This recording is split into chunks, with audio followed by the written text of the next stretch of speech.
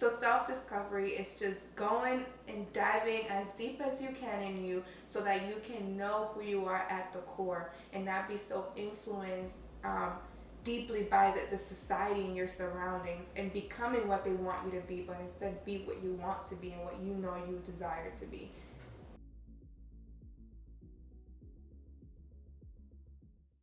Thank you for coming. Thank you. Giselle, what does self-discovery mean to you? That's a really good question. When I think of self discovery, I think about a lifelong journey that every person should embark on. I think that self discovery is honestly one of the things at core for a human evolution, their development, their ongoing, evolution, literally. When we evolve constantly, that means that we're consistently self discovering. So when I think of self discovery, I think of someone being intentional about having that self awareness to know how they are changing, how they're evolving, how they're becoming the person that they believe they're meant to be and what they're meant to be in this world. Do you have any clue on how to be aware of that on your Yes. own without having somebody have to tell you? Yeah, I for me, what works to know that I can see myself evolving and discovering myself is that I'm intentional about knowing my past and how it has impacted me, and as well being conscious of what I want to achieve in the future. So when I continue to self-discover myself, I continue to think about the things that I've done in the past and how that been impacting me right now in the present, and how I've changed over time, as well as being mindful about the things that I desire, the things that I look forward to in the future, and what would I need to do and be in order to achieve those things. So discovering myself in the moment and being aware of those things, and putting myself first. I think that's the number one thing. Putting yourself first so that you can understand where you are, who you are, and what you want to be, honestly. Agree. One thing that you say, being aware, and I think that's very important because when you're aware, it's like in the past you used to do things because that was normal to you or that's what everybody's doing, but now you're aware of everything. So that way you can prevent things before it actually happens. And since you're aware, you know when not to put yourself in a situation that you know might be harmful for you. Exactly. One example is that right now I'm being very intentional about the little things about myself, discovering the little things. Since my life has always been in a more of a survival stand of being, like I've always had to work hard and do things for myself. I never paid attention to the little things about myself. So I never had a favorite color. I never had a favorite number. I've never had like a favorite show or stuff like that, because my mind has been programmed to be in survival mode, to be working hard, to be focusing on other things that would matter more. But those things matter too. And that is also part of self discovery. Knowing the little details about yourself that make you happy, that make you feel like you're getting to know yourself.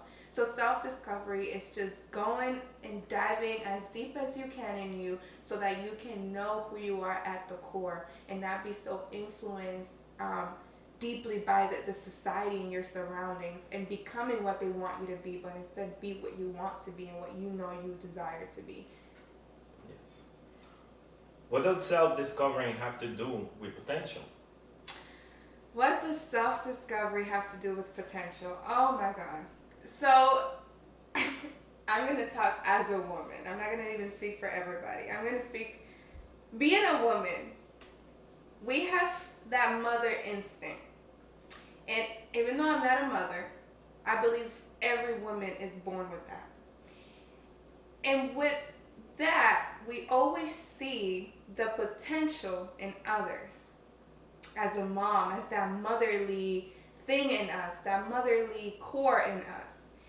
And we always see the potential in people. So when we say to somebody, or even to a cousin, a child, a brother, whatever, and we say, you have so much potential to leave that job and do something that makes you happy. What we're doing is telling you, you have so much power in your hands to discover what's in you so that you can achieve those things. Meaning, potential is the action, or the potential is, yeah, the action behind self-discovery. When you are discovering yourself, you are releasing and you are acknowledging the potential within you to continue achieving and becoming. Again, the word is becoming, evolving into that being. Yes. So that's how those two intertwine. Connect with each other. Exactly. And it makes sense because, like you said, we always see the potential in others, and it's not until you discover yourself and you aware of everything that you know what you're capable of. Because we all self-doubt ourselves when we're doing something, but like when you are aware of yourself, Yeah. you say, I can do this. Yes. So, And you know the potential within you. why do you think people give up on their potential? Oh, why do I think people give up on their potential? I think it's because of all the external forces that come against you, but also your internal forces that are within you. So we start believing the lies that we're not capable of achieving or going beyond our potential. So the reasons why, and not just that, also we become slaves to the things that are thrown in our journey. Basically, responsibilities, societal standards, family, generational trauma, childhood trauma, everything that's out of our control, that comes in our way. That also makes us give up on our potential because we're so drained and we're so focused on the now, on what's in front of me, and we lose hope. So people give up on their potential because they lose that hope to know that there is more in store for them. They just have to do and pivot their mind, their point of view, their sight into what's mostly gonna benefit them, and like lose sight of the things that are distracting them from achieving that. If that makes sense. It does. I feel too that people give up on their potential because we all want to be comfortable, and as you see, sometimes you can have a 9 to 5 and you're comfortable there. Yeah. But you can do so much more, but you're scared of losing whatever comfortability you have. Oh, I have a car, I have an apartment. And you know that if you have to pursue your purpose, you have to put yourself through a rough time. And that's why most of us give up on becoming who we should become, because we are comfortable and we are scared to give up on that. Exactly. And to that, self-discovery is discovering your purposeful being, your purpose on this earth. And when I think about purpose, I think about how can you mostly benefit and serve your community and in your surroundings, meaning the world. How can you serve the world to make it a better place? So when you do that, there is a lot of risk. There is a lot of things that you need to risk, that you need to lose. There's things that you need to lose. Making sure that, whether that is your surroundings, if you need to change your circle, we become fearful of those things because we become attached. The attachment to those things. So I agree with you. Comfortability, fear, doubt, and all of the above make you lose that motivation to achieve your potential and go beyond it. What is your advice so people don't give up on their self-discovering and potential? What is my advice so people don't give up on their self-discovery and potential? I would honestly say what I'm doing. What I'm doing right now is that I'm stepping outside of my comfort zone and doing things that are going to help me and challenge me to look inward, to look at myself. And number one, that is therapy. Honestly, in my culture where I come from, therapy is not what are you doing paying someone to listen to your problems? Or you need to figure it out. People have it worse. They invalidate your. I was, I grew up invalidating my experiences because they would always diminish my experience because someone would have it worse. And absolutely, in every stage of our life, someone has it worse and someone has it better. But neither make it more validated than your experience.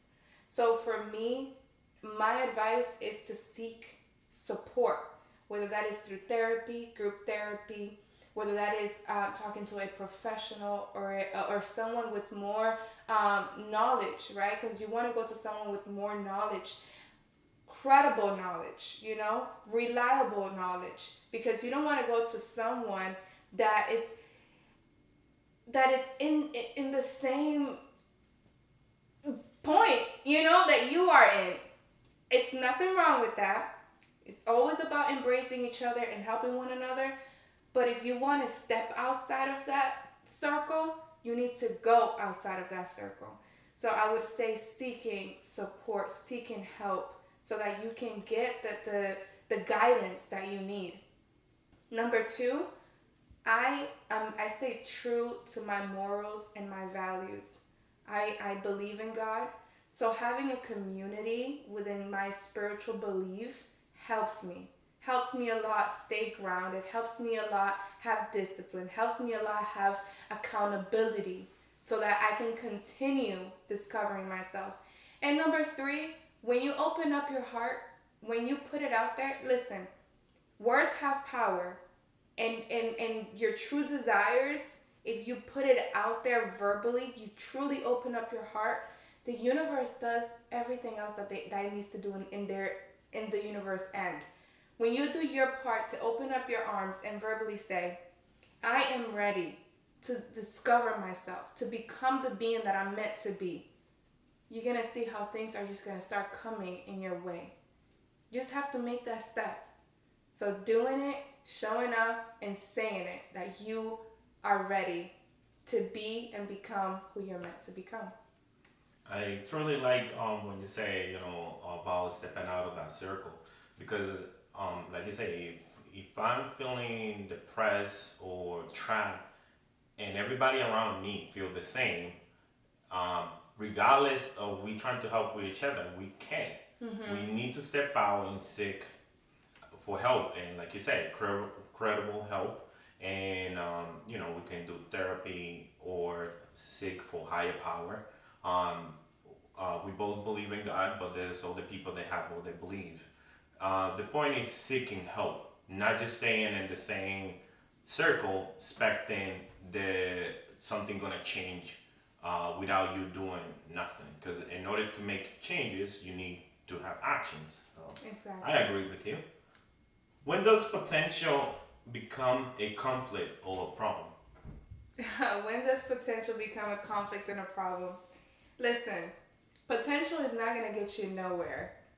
If you don't take action, like you just said, if you don't do what you have to do, then potential is just going to be something in you, and it's never going to become an actual reality.